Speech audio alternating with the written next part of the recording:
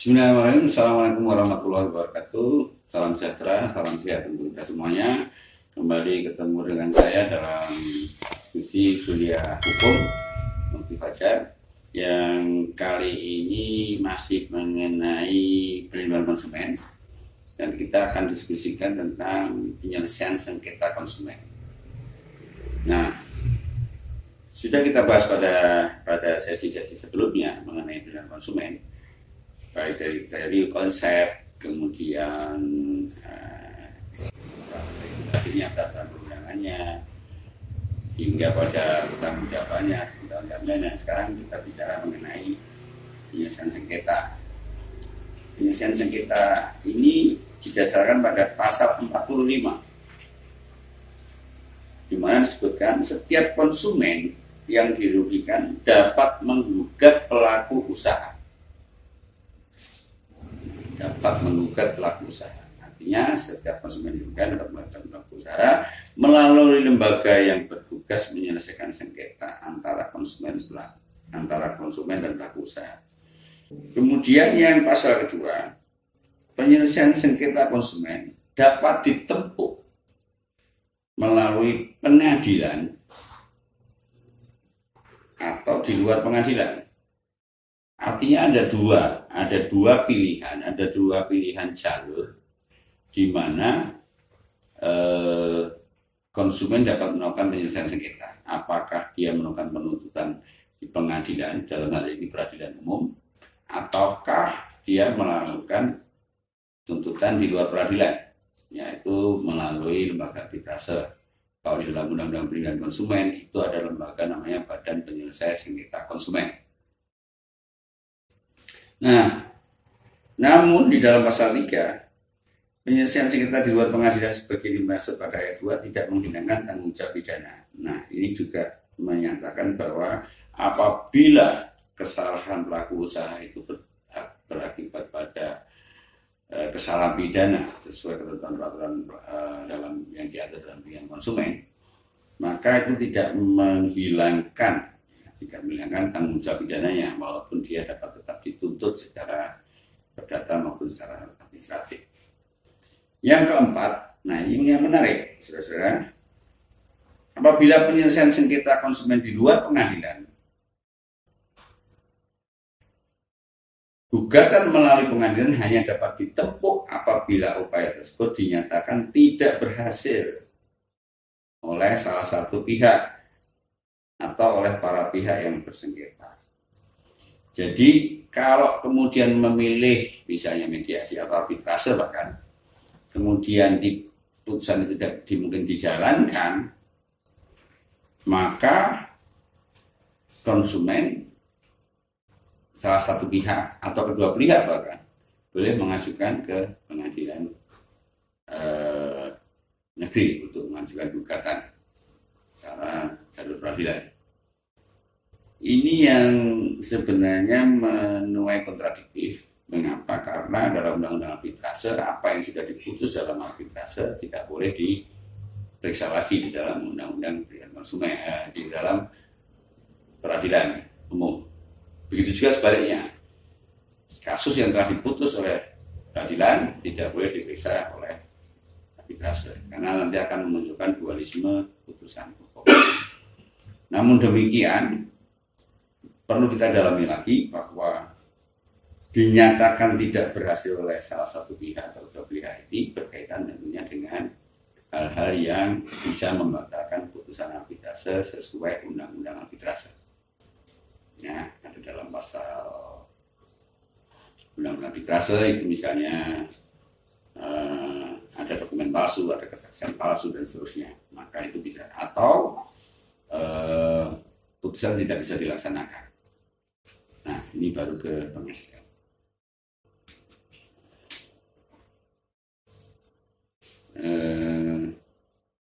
Tadi sudah disampaikan penyelesaian sengketa melalui pengadilan mengacu pada tentang peradilan umum, ya. Jadi kita ke peradilan umum, bukan ke peradilan niaga, walaupun ini bisnis, tetapi kita ke peradilan umum.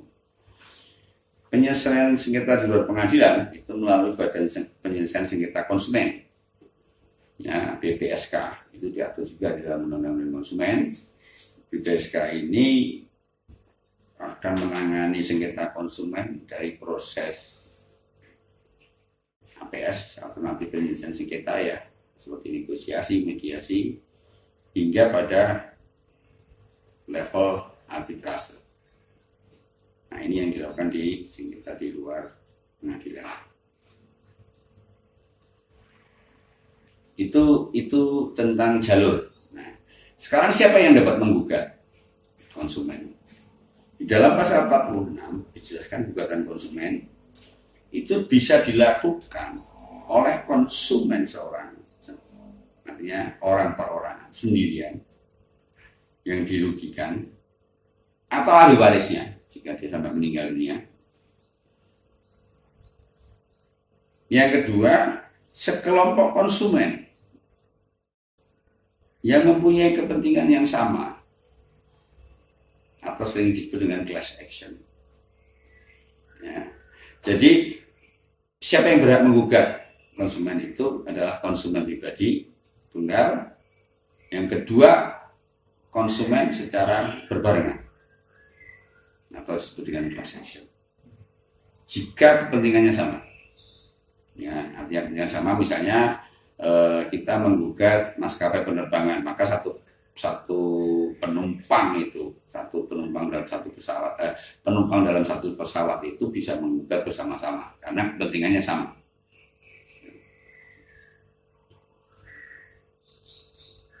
Lalu ada juga gugatan yang dilakukan oleh pihak bukan konsumen, yang kita sebut dengan legal standing. Tadi sudah sampaikan, gugat terhadap lembaga yang mempunyai fungsi dan tujuan mewakili kepentingan konsumen. Ya. Siapa yang berhak menggugat?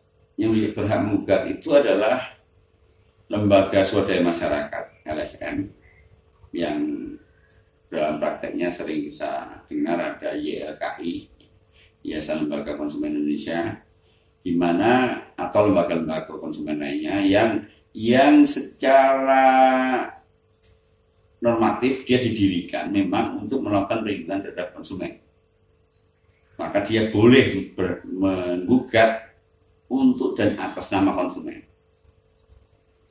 Yang kedua, pemerintah dan atau instansi terkait ini boleh melakukan, misalnya BP POM, Kementerian Perhubungan, atau Departemen Kesehatan dan seterusnya. Ini berhak untuk melakukan gugatan karena dia punya legal standing atas kerugian konsumen tersebut. Oke, nah class action itu apa? Nah, class action adalah gugatan perdata, biasanya dengan permintaan ganti rugi yang diajukan oleh sejumlah pihak dengan sejumlah yang dilakukan oleh sekelompok konsumen yang mempunyai kepentingan yang sama. Sebagai perwakilan kelas mewakili kepentingan mereka, sekaligus mewakili kepentingan ratusan atau penurunan diwakili disebut dengan istilah class member. Ini peristilah dalam hukum.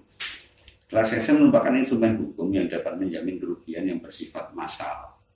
Jadi efektivitas, kenapa undang-undang konsumen memasukkan class action?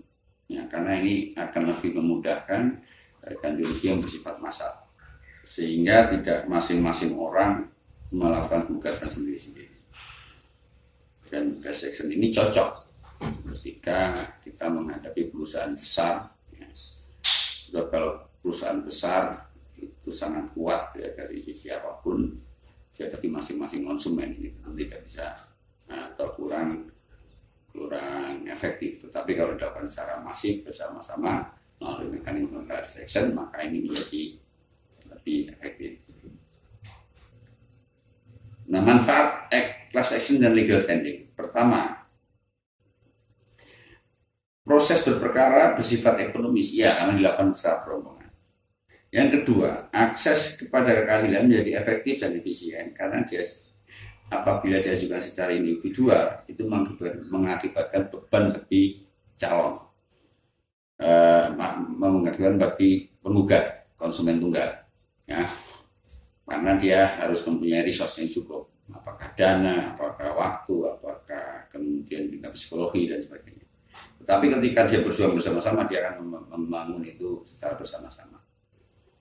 Class action dan legal standing ini memberi peluang, yang ketiga, class action dan legal standing ini memberi peluang untuk mendorong perubahan sikap dari pelaku usaha yang berpotensi merugikan masyarakat luas. Jadi undang-undang ini memasukkan mekanisme class action dan legal standing untuk setidak-tidaknya ingin menyatakan pada pelaku usaha besar khususnya, kamu hati-hati ini, karena kamu tidak hanya bisa digugat oleh satu orang, tapi kamu bisa digugat secara masif bersama-sama, bahkan oleh pihak di luar yang Anda rugikan. Ini manfaat daripada class action dan legal standing. Nah, lalu mekanismenya,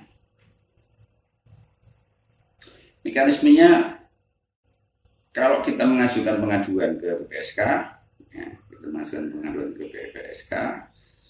maka dapat dilakukan konsiliasi, mediasi, atau arbitrase. Nah, kalau konsiliasi mediasi ini berjalan sampai pada putusan dan para pihak mematuhi putusan, maka pelaksanaan putusan bisa dilaksanakan. Tapi kalau putusan PPSK melalui konsiliasi dan mediasi tidak dapat, maka bisa diajukan ke pengadilan negeri. Atau ketika konsiliasi dan mediasi tidak berjalan dan para pihak memilih arbitrase dan putusan arbitrase tidak bisa dijalankan, maka bisa diajukan pengajuan ke pengadilan negeri. Nah, setelah pengadilan negeri ada putusan dari PN, kemudian jika para pihak merasa kurang puas atau merasa tidak adil atau maksud dilakukan tidak fair, maka dia bisa melakukan kasasi ke Mahkamah Agung, ya. Dan putusan Mahkamah Agung ini dianggap putusan akhir daripada proses penyelesaian sengketa konsumen. Saya kira ini yang bisa saya sampaikan kepada Anda untuk mungkin didalami lagi, didiskusikan lagi,